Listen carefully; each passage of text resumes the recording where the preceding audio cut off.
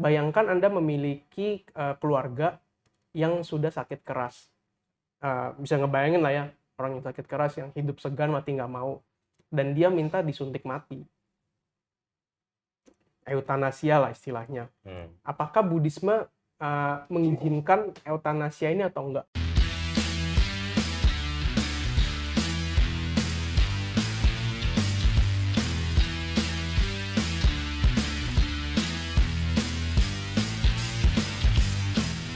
Matahari menyinari semua perasaan cinta, tapi mengapa hanya aku yang dimarahi?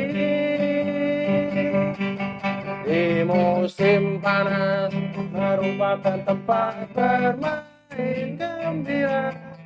Sang gajah terkena flu, bila tiada henti-hentinya. Sang beruang tidur dan tak ada yang berani ganggu dia. Oh sibuknya, aku sibuk sekali.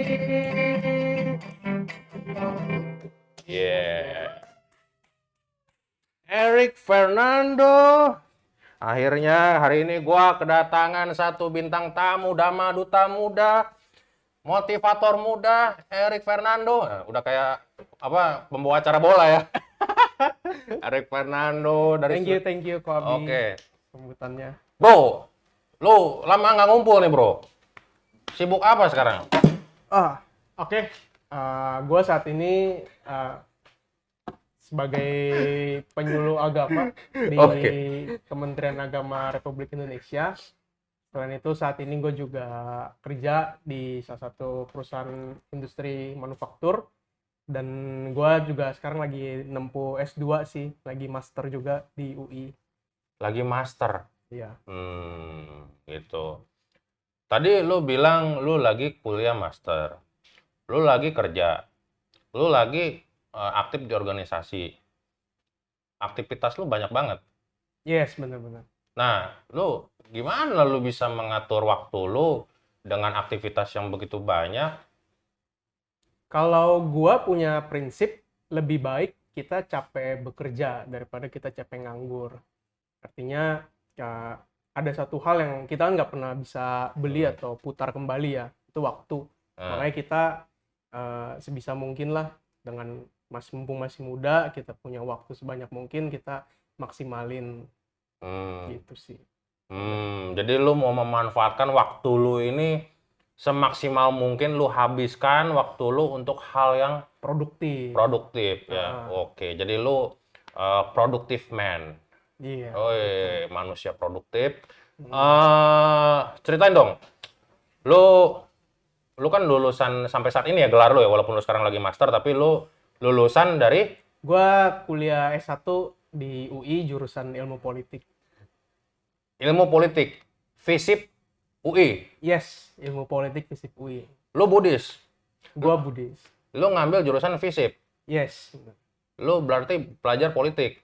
Benar, gua belajar politik. Jarang bro, orang Chinese yang cabi kayak lu, Buddhis, unyu-unyu mukanya, ngambil jurusannya yang sangar, politik. Kan ada panggilan jiwa apa bro lu ngambil FISIP? Kalau boleh cerita sih, jadi waktu gua kecil nih kok, gua sekitar SD kelas 2 atau kelas 3 mungkin ya. Gua itu hobi baca majalah Donald Bebek. Jadi dulu majalah Donald Bebek tuh terbit tiap minggu ya. Itu tiap minggu gua pasti ke tukang koran dan tukang majalah tuh gue beli. Abis itu sekitar mungkin 2 tahun gue baca majalah Donald Bebek. Terus gue seneng baca koran bola. Kan dulu ada tabloid bola ya, tabloid bola dan soccer yang terbit tiap Kamis, terus keluar posternya tuh. Jadi dulu gue koleksi poster-poster klub bola, itu banyak banget. Nah, habis dari situ gue mungkin sekitar kelas 5-6 SD ya, gue seneng baca koran. Nah, di koran itu kan beritanya beragam ya, mulai dari berita bola, dan ada berita yang lain-lain, termasuk berita-berita politik. Tapi berita Donald Bebek kan nggak ada di koran tuh ya? Iya. Jadi budaya baca yang udah dibangun dari SD itu keterusan. sampai gue sekitar ya mungkin kelas 5-6 SD tuh gue udah seneng baca berita-berita politik.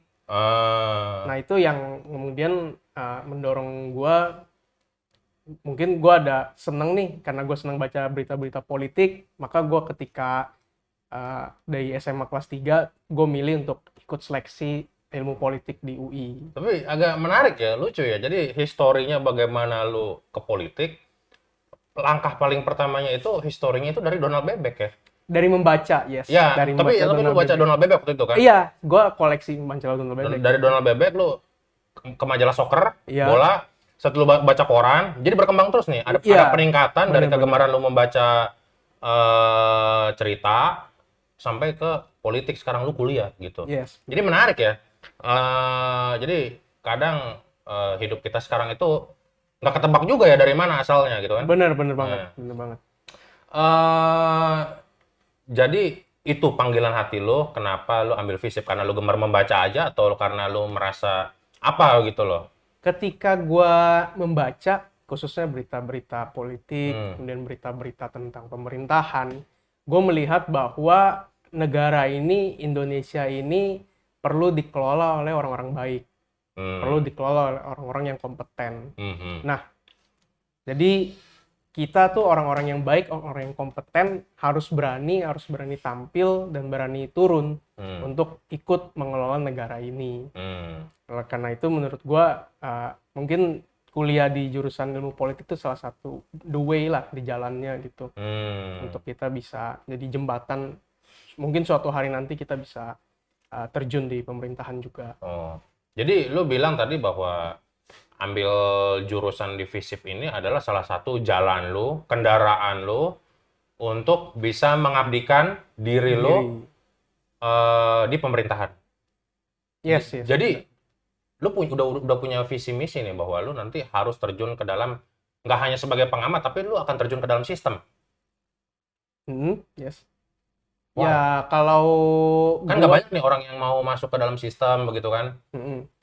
Kalau sekarang sih terus terang gue juga nggak bisa berani bilang pasti gue akan terjun ke dalam sistem atau enggak.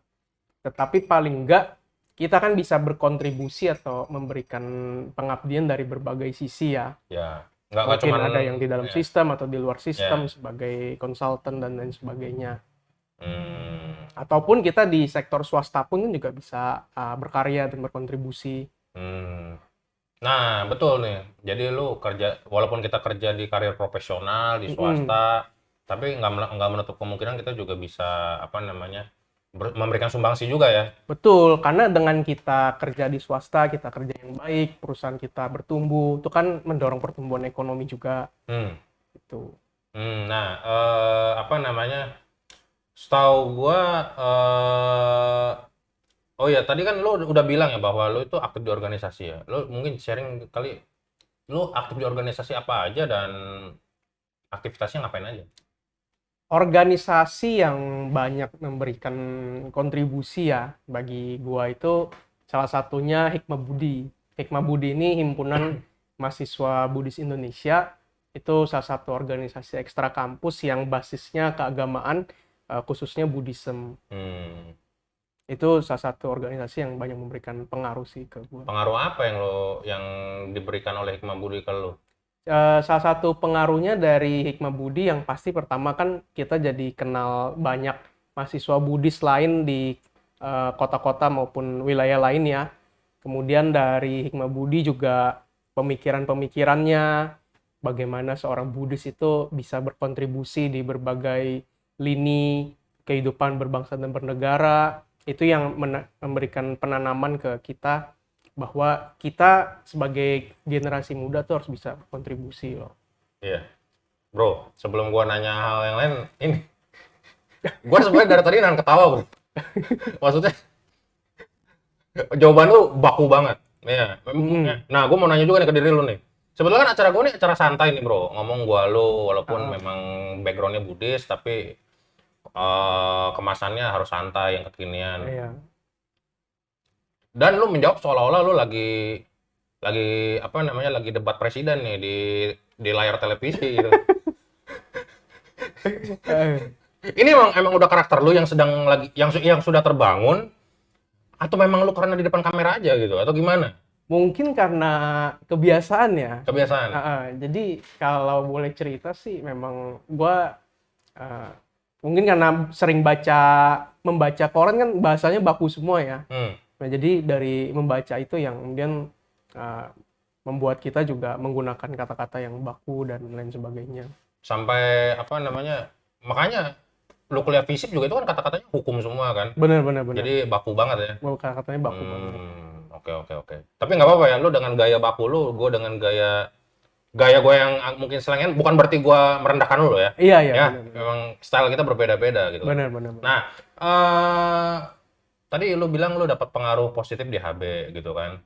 Nah, aktivitas lu apa sih gitu loh di HB? Kalau di Hikmah Budi itu gue pertama kali kenal Hikmah Budi dari temen seangkatan gue di UI, namanya Bodi. Nah, dia tuh memperkenalkan Hikmah Budi ke gue. Waktu itu dia lagi bentuk cabang Hikmah Budi di Jakarta Timur. Bodi Prasna. Yes, si Bodi Pratsna. Dia lebih dulu aktif lah di Hikmah Budi. Kemudian sekitar tahun 2015 gue juga ikutan di Hikmah Budi dari cabang Jakarta Timur. Habis itu sekarang di tahun 2018 ya gue masuk di kepengurusan pusat. Lo jadi pengurus di situ? Yes, sekarang jadi pengurus bidang humas di PP Hikmah Budi. Di bidang humas? Ya. Apa namanya? Selain di Hikmah Budi, lo juga tadi ada aktif di organisasi lain juga ya? Ya, gue ada aktif juga di organisasi-organisasi lain seperti di organisasi Tionghoa, kemudian ada macam-macam sih untuk organisasi yang gue ikutin. Selain itu, nah yang gue tahu nih lu itu jadi apa namanya penyuluh agama ya? Yes. Lu sekarang umur berapa? Gue sekarang 24. 24. Di umur 24 lu udah jadi penyuluh agama Buddha dari Kemenak ya, dari Kementerian Agama Republik Indonesia. Lu umur 24 bro. Biasanya anak umur 24 itu, orang-orang umur 24 ya, biasanya tuh kerjanya itu apa ya, selain kerja ya nongkrongnya di bar, minum, atau entahlah traveling atau apa. Tapi lu memilih menjadi penyuluh agama Buddha gitu loh. Yang which is sebetulnya gue yakin lingkungan teman lu juga kan banyak tuh yang suka ke bar, nongkrong gitu kan. Dan di usia lu yang sekarang 24, pertanyaan gue gimana ya? Bagaimana sih lu bisa menyesuaikan diri lu gitu loh? Padahal kan di usia 24 ini bisa dibilang masa-masanya lu menikmati masa muda lu gitu kan. Lu mau have fun segala macem, tapi lu malah memilih jalur sulit gitu loh. Udah kayak bodhisattva aja nih ya. Gimana bro? Gue sih percaya dan meyakini bahwa masa depan kita atau hidup kita sekarang itu ditentukan dari buku apa yang kita baca dan dengan siapa kita bergaul 5 tahun yang lalu. Kalau boleh cerita, ketika gue masuk di UI itu kali pertamanya sebenarnya gue mempelajari tentang Buddhisme. Jadi gue dulu dari kecil sekolah di sekolah yang non-Buddhis, gue mempelajari agama lain, dan baru di kampus itu, jadi di UI itu kita diwajibkan ketika penerimaan maba ya, untuk milih kita mau ikut di organisasi keagamaan apa. Ada yang Islam, ada yang Kristen Protestan, ada yang Katolik, ada yang Hindu, ada yang Buddhis. Nah, pada saat itu gue milih untuk ikut agama yang sesuai KTP gue, itu agama Buddha. Walaupun gue nggak pernah tahu atau mempelajari konsep-konsep tentang Buddhisme sebelumnya. Nah, dari situ kita aktif di organisasi keagamaan, kita ikut, dan dari situ mendorong gue untuk kemudian seperti ada panggilan lah bahwa kita anak muda ini bisa ikut berkontribusi bagi agama kita, bagi masyarakat. Karena sebaik-baiknya manusia kan yang paling bermanfaat itu orang yang bisa memberikan kebaikan bagi orang lain. Dalam ya? Wow. Nah, apa namanya? Tapi gini bro, maksud gua lu bilang bahwa lu ada panggilan nih dari kecil, bahwa lu memang arahnya ke sana nih, ke arah duta agama lah begitu kan. Mhm. Tapi kan lu tetap manusia, bro. Lu manusia fana gitu kan, manusia biasa yang belum mencapai tingkat arahat kan. Iya, iya. Nah, Belum sempurna lah ya. iya belum sempurna gitu loh. Maksud gua, lu di usia 24 pasti kan ada dong jiwa-jiwa muda lu kadang bergejolak begitu kan. Sometimes lu kan ingin nongkrong sama temen lu gitu kan, hangout, mungkin ke bar segala macem. Nah, lu pernah ke bar nggak? Kalau ke bar ya Ya nongkrong gitulah, misalnya di Pik, di Senop atau di Gunawarman, di Kemang atau di mana lah gitu. Pernah ya? nongkrong-nongkrong ya pernah. Hmm. Mhm. Tapi tapi kan lu sebagai damaduta nih. Nah, itu kan tapi kalau lu nongkrong di situ kan minumannya mayoritas alkohol kan. Nah, lu bagaimana bisa memposisikan diri lu di situ? Yang pertama sih kita sebagai manusia kan kita itu makhluk sosial ya. Mhm. Kita nggak bisa hidup sendirian. Hmm. Nah, lu setuju nggak di konsep ini? Setuju, setuju. Manusia itu makhluk sosial dan yang penting adalah gimana kita bisa cepat-cepat beradaptasi dengan lingkungan kita, dengan teman-teman kita, dengan komunitas tempat kita berinteraksi dan walaupun kita lagi nongkrong, lagi berkomunitas, tetap ada prinsip-prinsip atau nilai-nilai hidup yang kita tetap bisa pegang. Contohnya kayak kalau kita lagi mungkin ikut teman atau nongkrong sama teman-teman, mungkin yang lain pesen bir kan kita bisa pesen minuman yang lain juga, kan tersedia kan. Nah itulah gimana kita tetap sebagai manusia menjadi makhluk sosial, tapi ada nilai-nilai diri yang tetap kita jaga. Lu tetap berprinsip. Iya, nilai-nilai prinsip yang tetap kita pegang. Nah, jadi sebetulnya pertanyaan gue ini berasal dari misalnya begini. Kan zaman sekarang kan lagi booming selebgram, bro. Iya. Lagi booming selebgram, cewek-cewek ya cakep lah begitu kan. Yang mamerin mukanya, bodinya lah segala macam atau kehidupannya yang mewah begitu kan. Nah, tapi ada juga yang Buddhis gitu loh. Ini kan pasti ada yang Buddhis selebgram. Selebgram itu pasti ada yang Buddhis, cewek cakep. Di segmen apapun pasti ada yang Buddhis. Nah, ya betul. Di segmen apapun pasti ada yang Buddhis. Salah satunya segmen itu misalnya. Nah, apa namanya? Nah, gue juga penasaran sih bagaimana mereka bisa memposisikan diri gitu loh. Satu sisi mereka mungkin ada yang aktif juga seperti lo kan di organisasi atau bagaimana, atau sebagai damaduta atau sebagai apa namanya? Sukarelawan begitu kan. Tapi di satu sisi dia juga dituntut dari sisi aktivitasnya di sosial media begitu kan. Nah, kalau lu kaitannya mungkin di mungkin sosial media juga atau di lingkungan pertemanan lu. Nah, ini bagaimana memposisikan diri gitu sebagai seorang Buddhis? Apakah kita harus kaku, strict begitu atau kita bisa fleksibel seperti lu tapi tetap memegang prinsip gitu? Kalau gua selalu menjadikan Buddhisme itu way of life. Artinya Buddhisme ini bukan sesuatu yang sifatnya given. Karena menjadi seorang Buddhis itu nggak gampang loh. Buddhisme itu sesuatu yang we have to seek about it. Kita harus cari sesuatu dalam Buddhisme dan ketika kita bisa mendapatkannya, kita bisa menjadikan itu pedoman hidup kita. Jadi kalau menjadikan Buddhisme sebagai pedoman hidup ini, contohnya misalkan orang mungkin bertanya, apakah seorang Buddhis itu, menurut lu seorang Buddhis boleh ngerokok apa enggak? Jadi banyak hal yang terjadi di era kita sekarang itu mungkin belum terjadi waktu zamannya Sang Buddha. Contohnya misalkan mungkin kalau kita big question lah ya, misalkan rokok, gue nggak tahu 2500 tahun yang lalu di India ada rokok apa enggak ya? Mungkin dulu nggak ada rokok kan, sehingga nggak ada satupun suta yang membahas spesifik tentang rokok misalkan dan lain sebagainya. Tetapi gimana kita bisa ngejadiin nilai-nilai dalam Buddhisme, pedoman-pedoman hidup, bahwa di dalam Buddhisme itu kan yang paling prinsipil kan perbanyak perbuatan baik, kurangi perbuatan jahat, sucikan hati dan pikiran. Dengan 3 nilai ini aja kalau kita pegang tuh pasti kita bisa memposisikan dirilah dalam berbagai situasi. Nah, berarti jawabannya soal ngerokok tadi atau minum bir? kaitannya dengan rokok dan minum bir sih sampai sekarang kan sebenarnya masih debatable ya. Banyak berbagai scholars juga, banyak berbagai Karena banyak juga yang pro kontra kan. praktisi yang pro kontra, dan gue di sini nggak dalam posisi untuk menilai mana yang benar dan mana yang salah, karena masing-masing kan punya perspektifnya sendiri-sendiri yang kita mesti respect juga dengan pendapat masing-masing itu. Ya. Oke. Kemudian lu sekarang kerja di swasta. Yes. Lu kerja di perusahaan apa, Bro?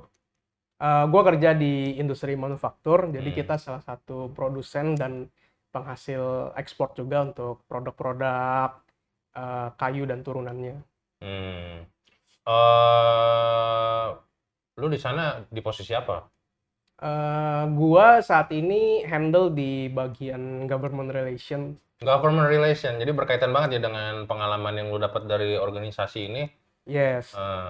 Dan seorang government relation ini unik ya, karena kita mesti bisa menjalin komunikasi dengan orang lain, tapi di satu sisi kita juga mesti punya pengalaman ataupun pandangan-pandangan menilai produk-produk hukum yang berlaku. Kemudian kita juga mesti paham cara berpikirnya manajemen, cara berpikirnya policy maker. Kita harus bisa merangkai itu semua. Lo di tengah-tengah di antara manajemen perusahaan lo dengan pemerintah si pembuat kebijakan gitu Yes, kan. benar. Artinya lo bisa bertahan di posisi itu juga apakah karena ada hal yang lo dapat dari belajar dari organisasi sehingga lo bisa bertahan atau beradaptasi di posisi itu? Pasti. Karena kan dengan kita aktif di organisasi kan kita belajar untuk berinteraksi dan menyesuaikan diri dengan orang lain ya. Contoh, waktu kita di HB kan kita juga interaksi dengan teman-teman dari HMI, dari Gemeni, dari GMKI, PMKRI, KMHDI, dan lain sebagainya. Itu kan mereka semua memiliki budaya, memiliki pandangan agama, nilai kehidupan yang berbeda dengan kita. Tapi gimana kita tetap bisa bekerja sama, berinteraksi. Nah, itu dari situ sih ya, sangat mendorong kita lah, jadi bekal untuk pengalaman kita dalam dunia kerja. Oke. Gue punya pertanyaan, satu pertanyaan yang cukup kritis ya. Idealisme lo itu kan apa untuk menjadi seorang Dhammaduta, penyuluh agama, ya kan, pembabar dharma, ajaran Buddha. Nah, itu idealisnya. Tapi lu kalau terjun ke dunia profesional, sometimes kita harus mengesampingkan idealisme kita. Karena dunia profesional itu bukan dunia idealis lagi. Bisa dibilang udah mulai dunia pragmatis lah ya. Karena dunia kerja gitu. Mungkin zaman-zaman mahasiswa ya masa-masa idealisnya gitu loh. Tapi ketika kerja ya kita harus mengalami realita, sehingga sometimes dalam kondisi tertentu kita harus pragmatis. Gitu loh. Dan sometimes ketika kita ada di posisi ini kita mungkin harus sedikit mengesampingkan nilai-nilai agama, dan satu sisi lu kan penyuluh agama nih yang sebetulnya identitas lu antara Dhammaduta dan Erik Fernando ini nggak bisa dipisahkan gitu loh. Dan di tempat profesional ini lu harus sometimes harus pragmatis atau enggak mungkin, atau lu bisa tetap idealis. Nanti coba koreksi gua. Nah, bagaimana lu bisa memposisikan diri lu ini gitu loh? Yang pasti sih kita itu kerja kan punya target ya, kita punya goals. Karena nggak mungkin kita kerja di suatu tempat dan kita nggak memberikan kontribusi apa-apa, bener nggak? Kita harus punya kontribusi. Nah, as long as kita achieve target itu, kita bisa kasih kontribusi, kita tetap bisa memberikan hal baik bagi perusahaan, target-target tercapai. Menurut gue sih itu yang paling penting yang harus kita goalkan terlebih dahulu. Walaupun sometimes kita harus mungkin mengesampingkan idealisme kita yang di tempat lain mungkin sebagai penyuluh agama Buddha. Yang paling penting itu kita tetap bisa mengkondisikan diri ya, menyesuaikan diri, beradaptasi, dan selama nggak bertentangan dengan nilai-nilai prinsipil yang ada di dalam diri kita, itu kita let go aja, kita jalankan terus. Berarti kalau dalam suasana ini karena juga banyak kan pasti teman-teman kita yang nonton ini, mereka juga ada di posisi ini kan, mereka kerja tapi kadang mengalami hal yang berseberangan dengan nilai-nilai prinsipal atau nilai-nilai ajaran agama. apa namanya, bagaimana gitu kan saran dari lu, dan lu sendiri kan mengalami itu. Eh, tapi apakah seideal itukah dunia pekerjaan profesional sehingga kita bisa tetap berprinsip? Selama kita tetap bisa menyesuaikan diri ya, Mhm, seperti yang tadi gua bilang juga bahwa kita ini manusia kan makhluk sosial, mhm, kita tetap harus bisa menyesuaikan diri, tapi di satu sisi kita punya nilai-nilai kehidupan yang juga harus kita mhm. jaga. Jadi bagaimana bisa menyeimbangkan hal itu secara seiring sejalan lah, biar target-target kita di perusahaan juga tetap bisa achieve dan tercapai. Target tercapai tanpa menodai prinsip hidup kita. Yes, kita bagaimana bisa menyeimbangkan lah kedua hal tersebut. Ya, ya. Ya, apa namanya? Lu kan damadutan nih, penceramah ya. Lu ceramah apa aja sih biasanya? Aku pengen tahu.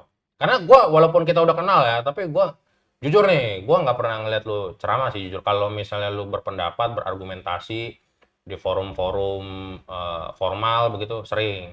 Kan kita udah Mm. kenal lama. Tapi kalau kegiatan lu yang sebagai damaduta muda ini, itu gue belum pernah sih. Nah, gue pengen tahu juga nih, lu biasa ceramah apa sih gitu? Kalau ceramah sih yang pasti pertama itu gue selalu lihat dan pelajarin audiens gue siapa, Nah, yang denger ceramah gue itu nanti siapa. Atau gue sebenarnya lebih seneng istilahnya sharing lah ya, karena berbagi dan kadang-kadang kita lagi sharing juga kita yang belajar apa justru bro? Yang dari lu sharing apa audiensnya. bro? Yang gue sharing misalkan gue sharing tentang pandangan-pandangan Buddhis tentang satu hal, terus bagaimana Buddhisme ini sebenarnya kalau kita pelajarin lebih dalam itu banyak hal-hal yang di dunia ini mungkin belum terungkap karena kita belum membuktikannya lebih dalam, kita belum mengehipasikokan. Jadi ya tentang hal-hal tersebut lah bagaimana kita bisa mendalami terkait Buddhisme dan prakteknya dalam kehidupan sehari-hari seperti apa. Hmm. eh Apa namanya? Banyak nggak damaduta muda seperti lo di Indonesia? Kalau Dhamma Duta yang muda sih menurut gue sekarang udah mulai banyak bermunculan ya, dan ini sinyal positif juga, artinya udah lebih banyak lagi generasi muda yang bisa berbagi dan sharing ke teman-teman muda. Karena waktu gue terima SK dari Kementerian Agama, itu gue ingat banget pesannya bahwa kita itu, Erik sebagai kaum muda, harus bisa memberikan nilai-nilai, mengajarkan kepada generasi muda juga, kepada teman-teman muda, nilai-nilai kerukunan beragama, nilai-nilai pengamalan agama dalam kehidupan sehari-hari. Hmm. Jadi udah mulai tumbuh nih ya. Atau sebelum lu sudah banyak gitu yang muda-muda? Mungkin sebelum gue juga udah banyak, Udah cuman banyak. gimana cara kita tahu aja sih mungkin ya. Mungkin banyak yang sebenarnya udah banyak sharing tapi nggak kedengeran. Nah, oke oke. Nah, lu kan damaduta nih. Gua sebetulnya ada mau bertanya satu hal yang ini. Sebenarnya nyambung ke yang tadi sih, yang tadi lu tanya. Lu kan tanya ke gua tadi, lu merokok boleh nggak sih gitu. Nah, ini gua juga ada pertanyaan yang sedikit apa ya namanya, menggelitik, tapi mungkin lu bisa jawab nih sebagai lu kan damaduta nih. Sudut pandang lu seperti apa? Kayak misalnya begini, kita Buddhis nih, ya kan? Yes, Sila pertama kita apa? Dilarang, membunuh. ya, menghindari atau berusaha untuk tidak melakukan pembunuhan Ya, panati makhluk hidup, pata. ya kan? Nah, misalnya begini, amit-amit ya, lu punya istri, diculik, ada perampok masuk ke rumah lu, amit-amit nih ya, ini contoh aja. Ini lebih ke studi kasus lah ya, Ya, studi kita kasus nih. diskusi. Misal, karena kan Buddha itu agama praktek ya, kita konkret aja lah langsung. Mm-mm. Misalnya lu punya istri terus ada perampok masuk ke rumah lu, kemudian dibekap mau diperkosa, begitu kan? Sebagai suami, apa yang lu lakukan? Nah, ini pertanyaannya menarik banget, Hmm, bahwa seperti yang gue bilang bahwa kita itu harus menjadikan Buddhisme ini pedoman kehidupan, way of life kita. hmm, Dan kita di satu sisi juga harus bisa tetap menyeimbangkan diri kita dengan interaksi sosial kita. hmm. Bahwa kalau situasinya kayak gitu, gua rasa sih semua orang juga tahu lah ya apa yang harus dia lakukan. Apa? Karena kan kalau dia membiarkan istrinya mungkin dibiarin sama perampok, nanti istrinya yang mati kan secara nggak langsung dia juga membiarkan pembunuhan terhadap istrinya kan. Atau mungkin di sisi yang lain kita bisa melakukan hal yang sifatnya lebih preventif. Misalkan di rumah kita pasang pengaman yang lebih banyak, kita lakukan tindakan-tindakan pencegahan yang lebih efektif, yang lebih Pinter bro lo ngejawabnya banyak. diplomatisnya. Oke, terus? Jadi gitu. Nah mungkin Enggak, gue jadi keinget. tapi maksud gue begini bro. Ah, Oke, ada CCTV, oke ada laser apa yang bisa motong tubuh pencuri. Tapi kalau pencuri itu lolos dan dia bisa masuk ke rumah kita dan istri kita mau dibekap, mau dibunuh, mau diperkosa, dia mengancam ya. keluarga dekat Lu kita sebagai lah. suami apa? Kalau gua sebagai suami ya gua lindungi istri gua pukul tuh perampok kan gitu loh. Lo gimana? Maksudnya konkretnya bagaimana kita sebagai orang Buddhis? Kan pasti kita satu sisi kita memang beragama Buddha, tapi satu sisi kita juga sebagai suami kan gitu. Gimana? Yang pasti kita harus melindungi diri kita dan keluarga kita dulu lah ya. Itu yang paling utama. Dengan mempertahankan prinsip-prinsip nilai Buddhisme dalam diri kita gitu. Nah, termasuk kalau dalam konteks Panatipata, gue jadi inget ajaran dari dosen gue di UI. Kebetulan dosen agama Buddha di UI itu salah satu nama dosen gue Pak Arya Chandra. Dia salah satu pendiri Hikmah Budi juga ternyata. Nah, beliau itu pernah kasih kita soal ujian seperti ini. Bayangkan Anda atau dia bertanyalah, gue lupa waktu itu ujian apa enggak. Tapi dia kasih kita diskusi, bayangkan Anda memiliki keluarga yang sudah sakit keras. Bisa ngebayangin lah ya, orang yang sakit keras, yang hidup segan, mati nggak mau. Dan dia minta disuntik mati. Eutanasia lah istilahnya. Apakah Buddhisme mengizinkan eutanasia ini atau enggak? Lu bayangin tuh, soal ujian dari Pak Arya. Ya, kritis jadi juga kita ya. Dari kuliah aja udah diberikan soal yang cukup progresif juga pemikirannya. Bukan cukup lagi, itu udah bener-bener progresif dan bikin kita muter otak kan. Kita mesti cari dari perspektif suta ini, suta itu, kita harus bisa merangkainya dan mengaitkannya dalam konteks kehidupan sehari-hari. Apa yang akan terjadi dalam diri kita. Lu jawab apa waktu itu? Gue nggak terlalu inget ya gue jawab apa. Tapi yang pasti dari pengajaran Pak Arya itu yang memberikan gue pedoman bahwa Buddhisme ini way of life. Buddhisme itu pedoman kehidupan dan kita harus bisa menyesuaikannya dalam kehidupan kita sehari-hari, dalam interaksi kita kepada siapapun. Gitu. Sama juga ada pertanyaan kritis begini, mungkin teman-teman yang nonton bisa coba mungkin cari jawaban, berpikir juga. Kalau misalnya nelayan nih, ini kalau gue dulu di Hikmah Budi banyak juga nih diskusi kayak gini kan, yang studi kasus kayak begini. Misalnya nelayan nih, dia skillnya memang hanya nelayan, hanya bisa melaut begitu kan. Dia harus menghidupi keluarganya karena dia kepala keluarga, punya tanggung jawab itu untuk menghidupi istri dan anaknya. Tapi dengan cara dia harus membunuh ikan begitu loh, dia harus memancing setiap hari dan lain sebagainya. Nah ini kan hal seperti ini tentunya harus bisa dijawab oleh Buddhisme kan begitu loh. Nah tapi gue penasaran juga nih, lu bagaimana menjawab itu?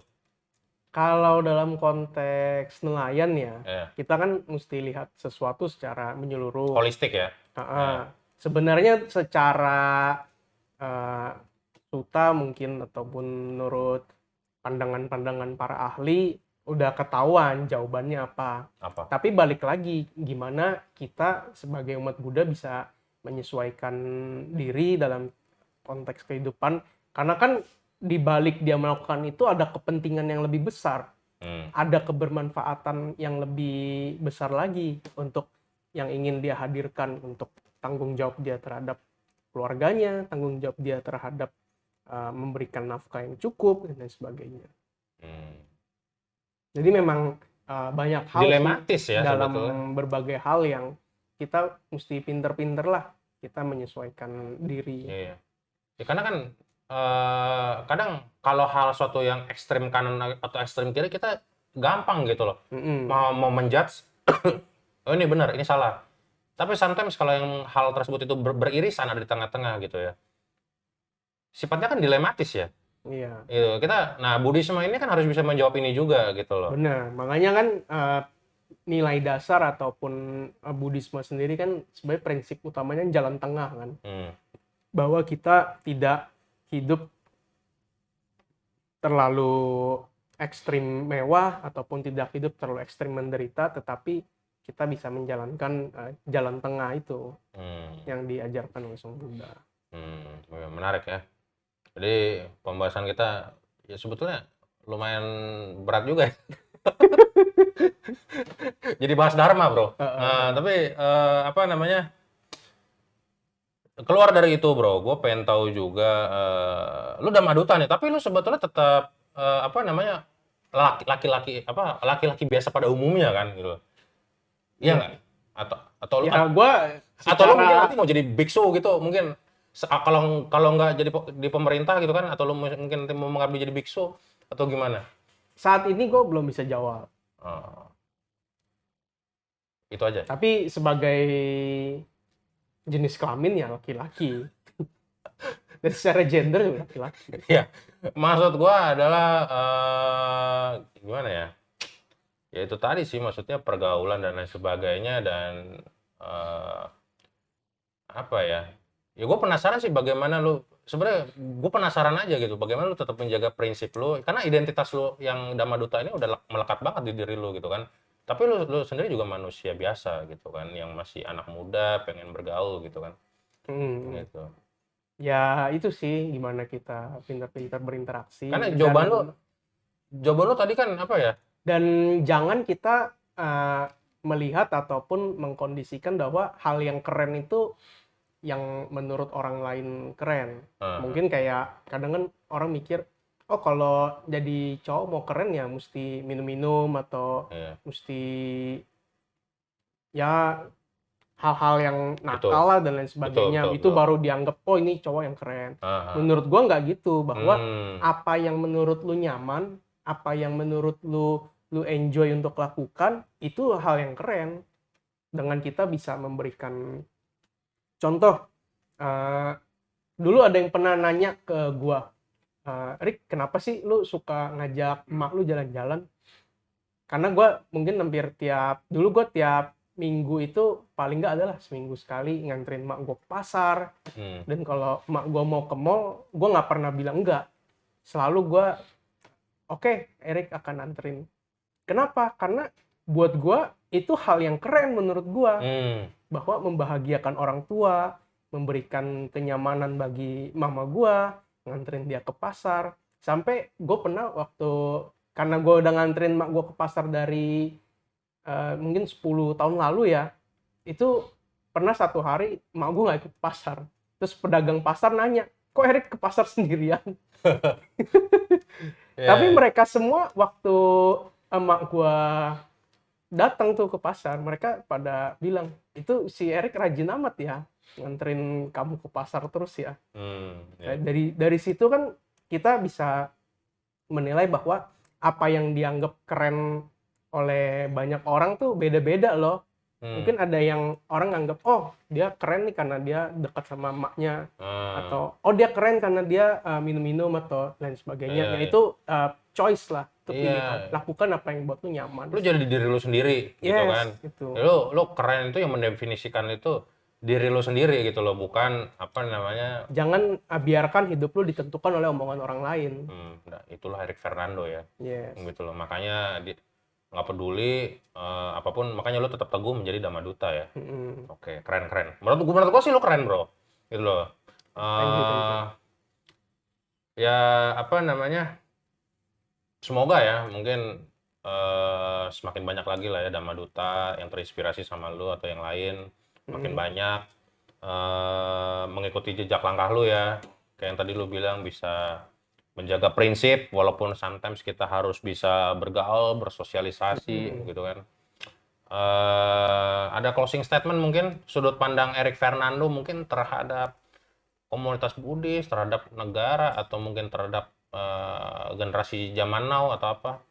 Kalau buat gua sih yang paling utama itu ya, kita sebagai anak muda kita ini masa-masanya berbuat salah.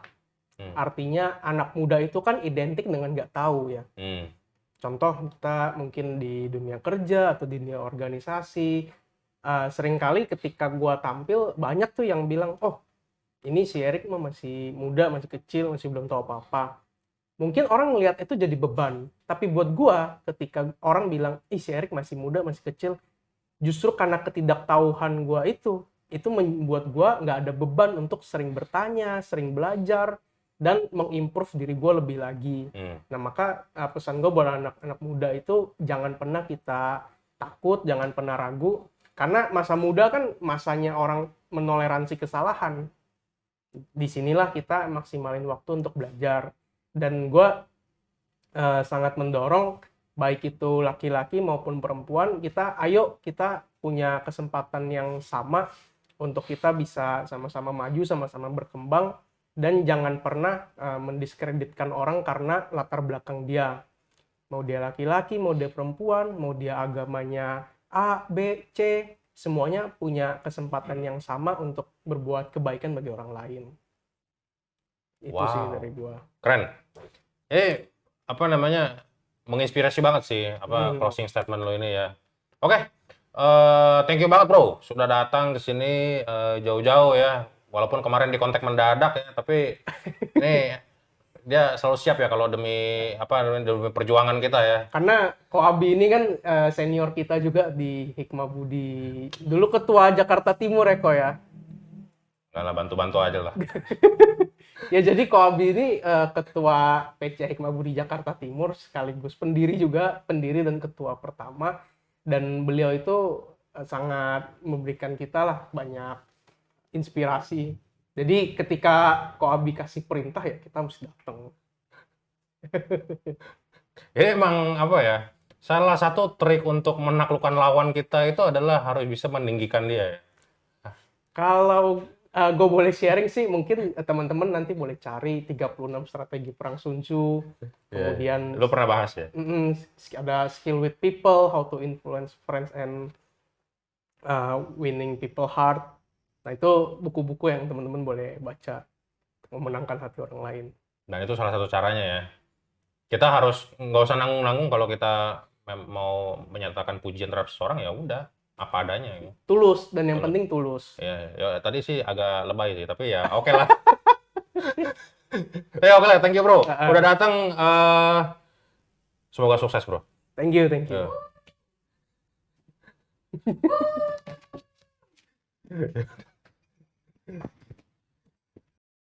Itu jadi yang pra opening itu, yang dipotong 10 detik itu. Jangan, ntar gue caleg. Ntar lawan politik gue buka video lama kan repot. Lobang apa? Lobang pencoblosan pemilihan Erik Fernando. Iya. Jangan terlalu. Dan takutnya nggak dihitung, nggak sah. Masih dalam-dalam. Kalau terlalu dalam ntar kena paha bro. Iya. Berdarah ntar, nggak boleh. Gitu dong. Siap. Harus. Habis ini apa?